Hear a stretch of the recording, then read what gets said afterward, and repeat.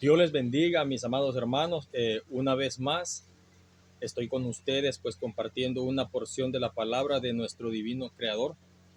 Agradezco al Señor, pues, por darme la oportunidad de estar aquí y compartir un minuto a minuto con el Señor. Esto es muy hermoso. Esto nos va a traer reflexión, nos va a traer mucha enseñanza, nos va a alimentar el corazón, el espíritu. Y me gustaría que agarraras tu Biblia, si tienes una Biblia, pues que fueras conmigo paso por paso, porque el tema de hoy trata Damasco, camino a la conversión. Ese es el tema de esta mañana, un día domingo muy bendecido. Yo, en el nombre de Cristo, declaro pues que sus vidas sean bendecidas bajo la poderosa mano de nuestro Señor Jesucristo, y que siempre el Señor esté sustentando todas sus necesidades, porque solo Él conoce, ¿verdad?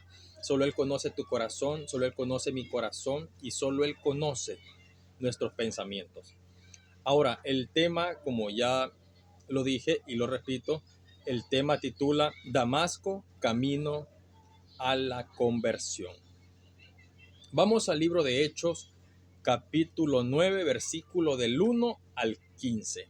Primero voy a leerles todo el pasaje bíblico y después vamos a compartirlo y explicarlo paso por paso. Dice en Hechos capítulo 9, versículo 1 al 15.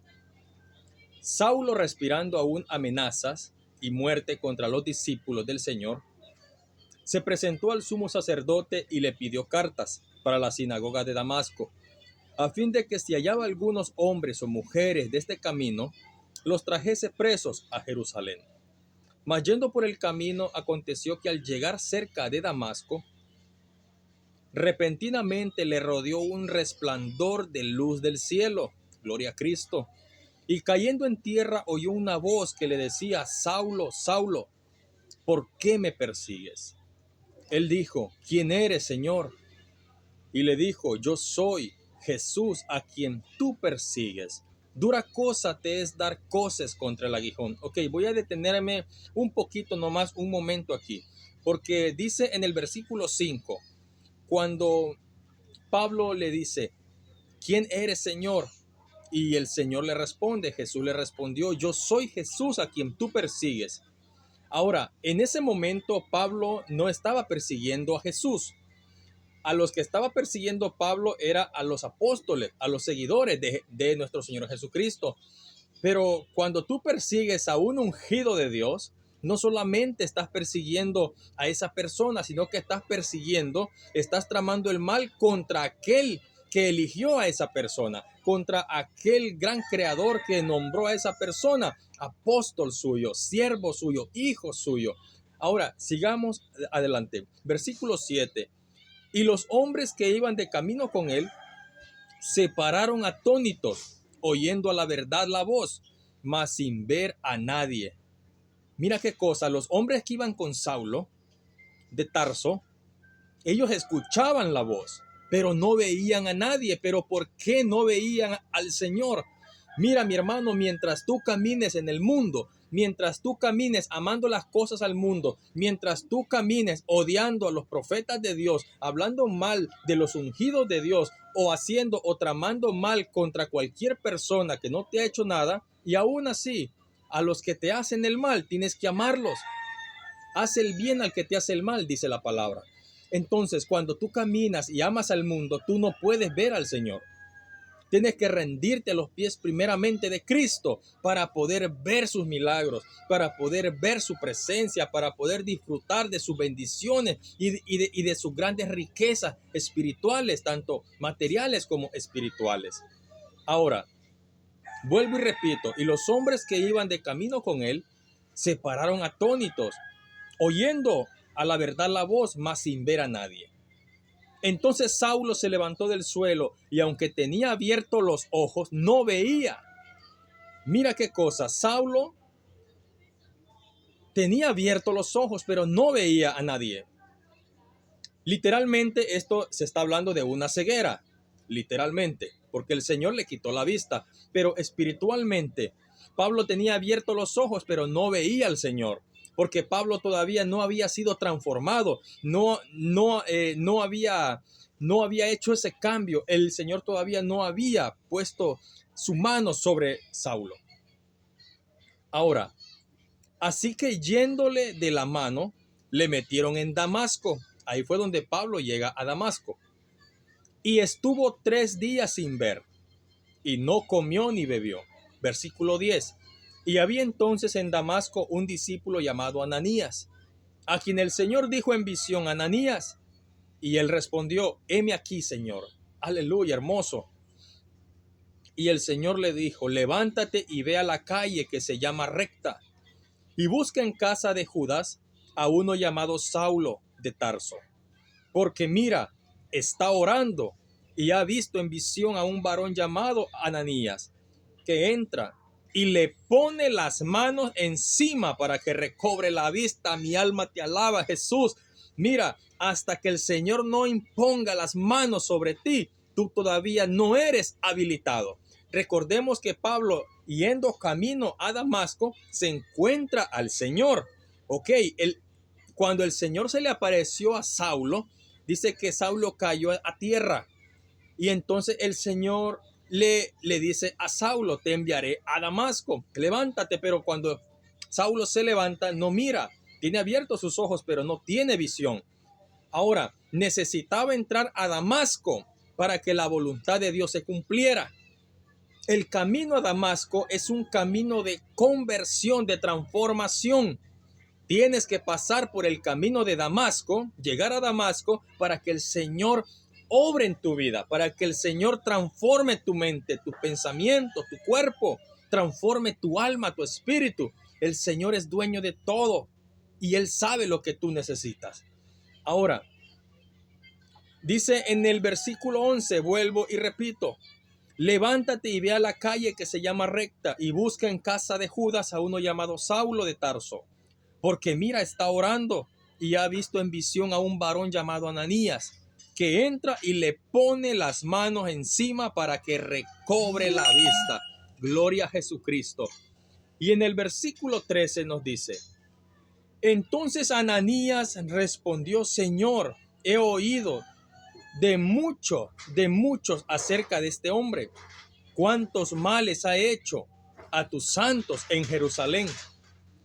Y aquí tiene autoridad de los principales sacerdotes para prender a todos los que invocan tu nombre. Mira, Pablo tenía autoridad para cazar a los cristianos, para agarrarlos, para torturarlos, para encerrarlos, para matarlos. Él tenía autoridad. Pero el Señor le dijo a Ananías, porque Ananías estaba rebelando contra Dios, le estaba llevando las contrarias. O sea, cómo el Señor iba a usar a alguien que estaba en contra de los cristianos, que estaba en contra de la palabra de Dios. Pero el Señor le dijo: ve, porque instrumento escogido me es este para llevar mi nombre en presencia de los gentiles y de reyes y de los hijos de Israel. Gloria a Cristo, mi alma te alaba. Ahora, ¿qué nos enseña Hechos 9:1? No importa quién seas, mi hermano, o qué hayas hecho, la gracia y el poder de Jesucristo, crucificado y resucitado, pueden salvarte y usarte para la gloria de Dios. Mira qué tremendo Padre el que tenemos en los cielos. No importa quién seas, no importa el mal que hayas hecho, no importa si el diablo, que Dios lo reprenda, te zarandeó y dudaste de tu Dios. Pero aún así el Señor te dice: yo te amo, yo soy tu Padre y sin mí no puedes seguir. Ahora, recordemos que Saulo, iba camino a Damasco. Tuvo que entrar a Damasco, pasar un tiempo allí para que el Señor usara al profeta Ananías, y guiado por el Espíritu, Ananías llegó hasta la prisión donde estaba Saulo, y entonces él impuso sus manos. Cuando impuso sus manos hacia Saulo, la presencia de Dios entró a Saulo. Le devolvió la vista, lo cambió, y entonces Pablo empezó a predicar el evangelio. Pablo empezó a ser usado por el Espíritu Santo. Ahora, ¿cuál es el mensaje? ¿Cuál es el mensaje principal de Hechos 9? es la conversión, o sea, es la transformación, que todo mundo puede ser transformado por medio del Espíritu Santo. En el capítulo 9 de los Hechos de los Apóstoles, experimentamos el poder de la conversión y específicamente la conversión como un tipo de resurrección en Jesucristo, una resurrección espiritual. Gloria a mi Cristo.